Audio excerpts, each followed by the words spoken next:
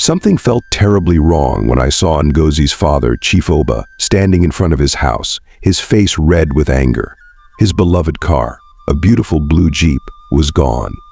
Ngozi's boyfriend, Kofi, was nowhere to be seen.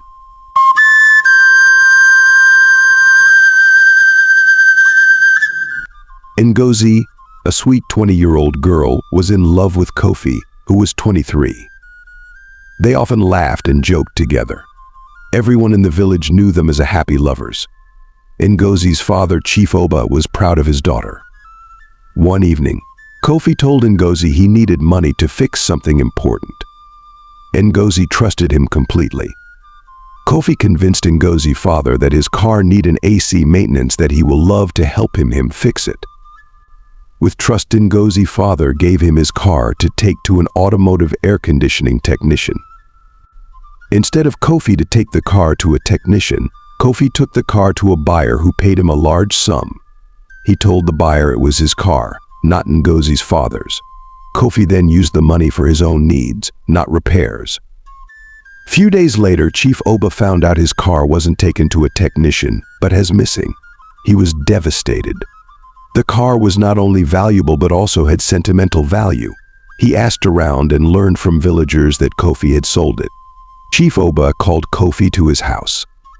"Where is my car?" he demanded. Kofi, looking nervous, stammered, "I sold it, but I needed the money badly." Ngozi was shocked. She had no idea Kofi was lying. "But why didn't you tell me?" she cried. Kofi couldn't answer. He felt ashamed and guilty. Chief Oba was furious. "How could you deceive me and my daughter?" he shouted at Kofi. "You have broken our trust." Word spread quickly through the village. Everyone was talking about Kofi's deceit. Some people sided with Chief Oba, while others felt pity for Ngozi. Ngozi was heartbroken. She loved Kofi but couldn't understand why he would betray her and her father. She cried alone in her room, feeling confused and hurt. Chief Oba made a tough decision. "I cannot keep someone who has deceived us so deeply," he said. "Kofi must leave the village." Kofi, now an outcast, regretted his actions. He tried to explain to Ngozi how sorry he was, but it was too late. Ngozi's trust in him was shattered. Kofi packed his things and prepared to leave. Ngozi came to see him one last time. "I loved you, Kofi, but you broke my heart and my father's trust," she said through her tears. Ngozi promised her father she would never let anyone deceive them again. Chief Oba held her close and said, "We will get through this together." The villagers supported Chief Oba and Ngozi. They helped them find a new car and offered comfort. Ngozi felt grateful for their kindness. Kofi moved to a new town and tried to start over. He found it hard to find work and was always reminded of his mistakes. His new life was not as easy as he had hoped. Slowly, Ngozi began to heal. She focused on her studies and helping her father. She learned to trust people again, but carefully. Chief Oba, though still hurt, forgave Kofi in his heart. He believed in the power of forgiveness, even if Kofi could never undo the damage he had done. Kofi wrote a letter to Chief Oba and Ngozi, apologizing for his actions. He admitted his mistakes and wished them well. Ngozi found new friends and began to feel happy again. She was strong and learned from her experience. Life was still good, even without Kofi. Chief Obi shared his wisdom with Ngozi. "Always trust, but be careful. People can deceive, but we must be strong and wise."